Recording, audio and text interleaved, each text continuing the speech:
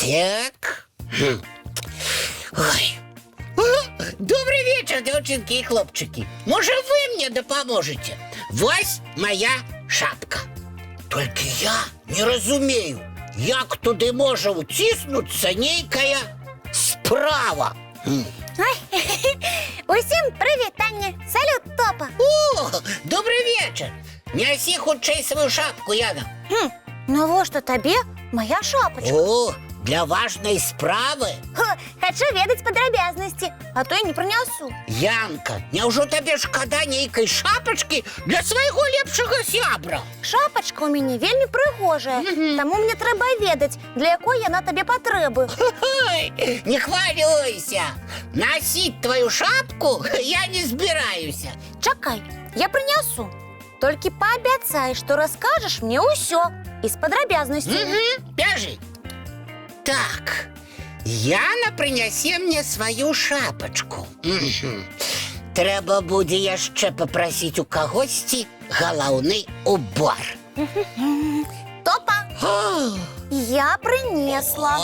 Толькі будь з маёй шапкай вельмі асцярожным, каб яна не запэцкалася. Не хвалюйся, калі ласка. Нічога з тваёй шапкай не здарыцца. Топа, ты такі дзіўны. Навошта табе адразу столькі шапак? Што ты збіраешся з імі рабіць? Сакрэт шукаць. Які такі сакрэт? Аказваецца, у шапкі ёсць сакрэт. Сакрэт маёй шапкі ў тым, што яна вельмі цёплая. Можна гуляць у самы вялікі мароз, і ў ёй будзе цёпла. Цёплая яна ці не, гэта не той сакрэт, які мне патрэбен. А што яшчэ ў шапцы можа быць цікавага? Яна можа быць з пампонам ці не, зашпільвацца ці завязвацца. Вось і ўсё. Да сённяшняга дня я таксама думаў, што больш цікавага ў галаўных уборах не знойдзеш. А потым чаму ты пачаў нейкія сакрэты ў шапках шукаць? Таму што наш дзядуля, дабрадзей, сказаў мне: Топа, уся справа у капелюшы. Менавіта так і сказаў? Слова ў слова. Топа, а выглядаў пры гэтым дзядуля як? Цудоўна ён выглядаў, як звычайна. А галаўны убор у яго быў? Так дай падумаць. Не, ён быў без шапкі. І без капелюша таксама. Без яго таксама. Але пра які капелюш ён тады гаварыў? І што за справа ў ім? І ты ў самого дзядулі пра гэта не спытаў, а пачаў усе шапачкі правяраць. Не хацеў я лішні раз дзядулю турбаваць сваімі пытаннямі. Таму і вырашыў сам ва ўсім разабрацца. Топа, мне здаецца, што не ў гэтых шапачках тут справа. У іх! Дзядуля ж гаварыў пра капелюшы. Нічога мы ў шапачках не адшукаем. Трэба клікаць дзядулю і прасіць у яго ўсё растлумачыць. Давай, таму што мне вельмі цікава даведацца пра сакрэт капелюша. Добрый вечер, деточки мои любые кветочки. Прывітанне, дзядулечка. А вы без шапки? Ну, вядома, у пакоі галаўны убор прынята здымаць. І дзе вы свой капелюш пакінулі? Што за дзіўнае пытанне? Ды як звычайна, на паліцы ў калідоры.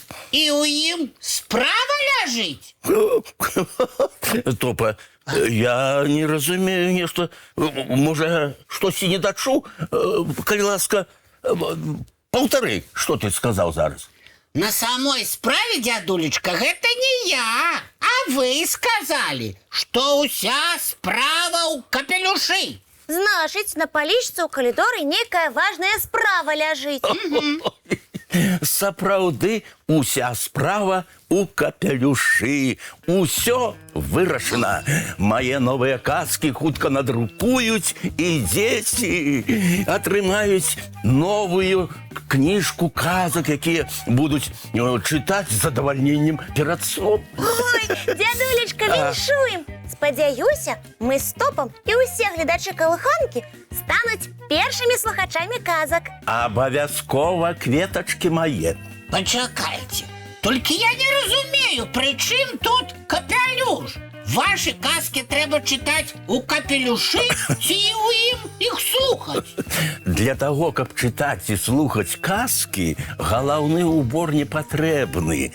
А гавораць, уся справа ў капелюшы здаўна. Гэты выраз значыць, што ўсё вырашана, справа зроблена. А як звязаны капелюш і справа?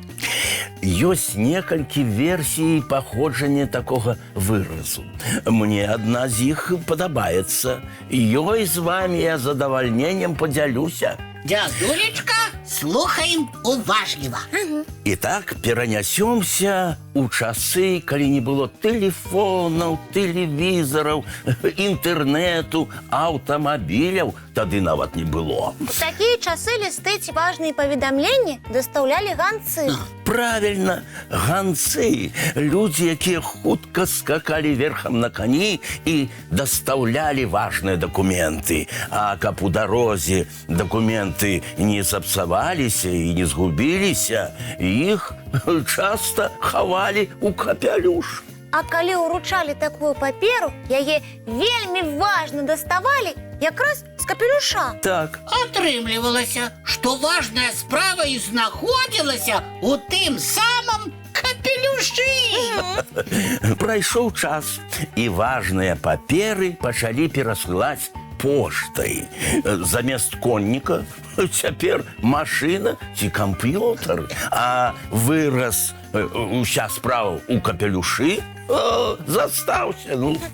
Вось цяпер усё зразумела. І мне. Тады я хуценька аднясу шапачку на палічку. Шукаць у іх сакрэт больш не трэба. Вот, правильно. А мы зараз давайте паглядзім цікавы мультыплікацыйны фільм. Так, Ой. давайте глядзець. На, Давайте. бяры, бяры. Ой.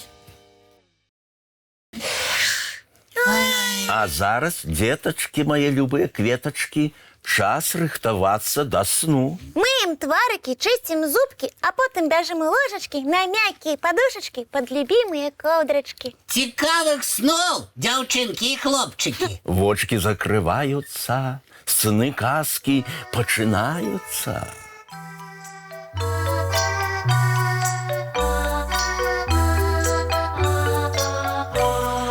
Доўгі дзень, цёплы дзень, адплывае за аблокі. Сіні цень, сонны цень, адпаўзае ў кут далёкі.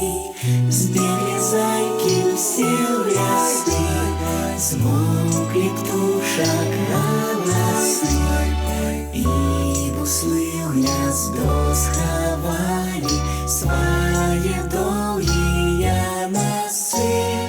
Баю-бай, баю-бай, вачаняты закрывай. Баю-бай, баю-бай, вачаняты закрывай. Пакрысе на расе потухаюць зоркі з плюшкі. Гулі ўсе, казкі ўсе, пахаваныя пад падушкі. Спяць і мышкі і стрыжы, спяць машыны ў гаражы. Ты таксама каля мамы, ціха-ціхенька